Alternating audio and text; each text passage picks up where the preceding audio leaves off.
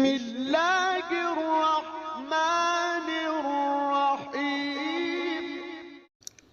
حضرت سلطان محمود غزنوی رحمہ اللہ علیہ اپنے کچھ سپاہ سالاروں کے ساتھ جنگل کے راستہ سے بھٹک گئے۔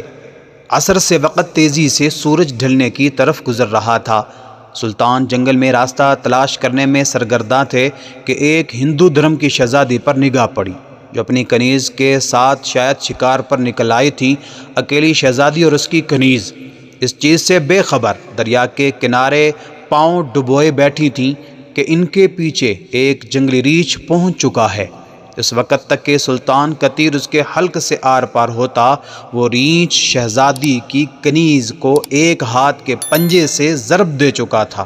اس سے پہلے شہزادی اپنا ترکش سنبھالتی اور تیر کمان میں لگاتی، شاید بہت دیر ہو جاتی۔ سلطان محمود غزنوی رحمہ اللہ نے پے در پہ تین تیر اس جنگلی درندے پر دے مارے، جس سے وہ ڈھیر ہو گیا۔ شہزادی کو یہ جاننے میں مشکل نہ ہوئی کہ اس مہارت اور بہادری کا مظاہرہ کوئی جنگجو سپاہ سالار ہی کر سکتا ہے۔ شہزادی سلطان کی طرف متوجہ ہوئی اور اظہار تشکر کے لیے اپنا تعارف کراتے ہوئے بولی، میرا نام سمرتی ہے، میں جے پور ریاست کے راجا کی اکلوتی بیٹی ہوں، میری جان بچانے کا شکریہ۔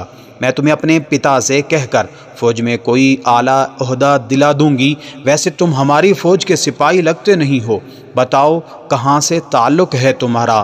سمرتی شاید یہ نہیں جانتی تھی کہ اس کے سامنے کوئی معمولی سپاہی نہیں ہے، بلکہ اس وقت کے سب سے طاقتور اسلامی لشکر کے سربراہ اعلیٰ سلطان محمود غزنوی رحمہ اللہ علیہ ہیں، جن کے نام سے ہی ہندو راجاؤں کے حلق خشک ہو جاتے ہیں۔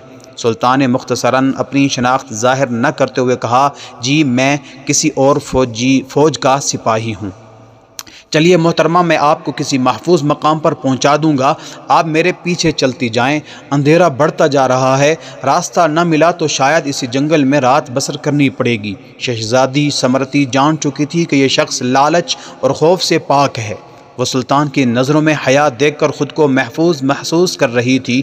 جنگل کی خاردار جھاڑیوں کی وجہ سے شہزادی کا پیراہن مختلف جگہ سے چھلنی ہو چکا تھا، شہزادی تھکاوٹ سے چور ہو چکی تھی۔ سلطان نے شہزادی کو ایک سخت پتھروں اور درختوں کے اوٹ کی طرف اشارہ کرتے ہوئے کہا، شہزادی آپ ادھر آرام کر لیں، رات کی تاریکی بڑھ رہی ہے اور موسم بھی تغیر کے آثار ہیں، اندھیرے میں مزید سفر گھنے جنگل میں کرنا دشوار ہے، الصبح نکلیں تو شاید میں آپ کو کسی محفوظ مقام پر پہنچا سکوں۔ سمرتی کے پاس سلطان پر اعتماد کرنے کے علاوہ کوئی دوسرا راستہ نہ تھا۔ سلطان نے محسوس کیا شہزادی اپنے بیش قیمت مگر قدرے باریک لباس میں جنگل کی ٹھنڈی رات شاید نہ گزار سکے۔ سلطان نے اپنے موٹی چادر شہزادی کی طرف اچھال دی اور مانا خیز نظروں سے شہزادی کو دیکھا، جیسے کہہ رہے ہوں یہ اوڑھ لے۔ شہزادی نے بلا جھجک چادر اوڑھی اور ٹیک لگا کر درختوں کی اوٹ میں پاؤں پسار لیے۔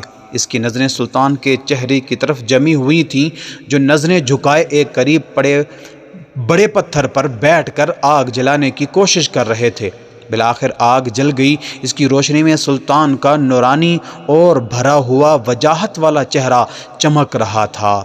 سلطان نے شہزادی سے قطع نظر مٹی سے تیمم کیا اور نماز پڑھنے لگے۔ شہزادی کو جھٹکا لگا، اوہ یہ تو مسلمان لگتے ہیں۔ ایک دفعہ شہزادی کانپ گئی، کہیں غزنی کے لشکر سے تو نہیں، یہ تو لٹیرے ہیں، گائے بھینس بکرے سب کا ماंس کھاتے ہیں، یہ مجھے زندہ نہیں چھوڑیں گے۔ لیکن اگلے ہی لمحے شہزادی اب تک اس کے ساتھ گزرے وقت کو یاد کرنے لگی، اگر یہ اتنا ہی سفاک اور ظالم ہوتا تو مجھے ریچھ سے نہ بچاتا۔ نہ چاہتے ہوئے بھی شہزادی کا دل پھر سے اطمینان و یقین سے بھر گیا۔ اس واقعے کا دوسرا حصہ آپ کو اگلی ویڈیو میں ملے گا۔ جزاک اللہ خیرا۔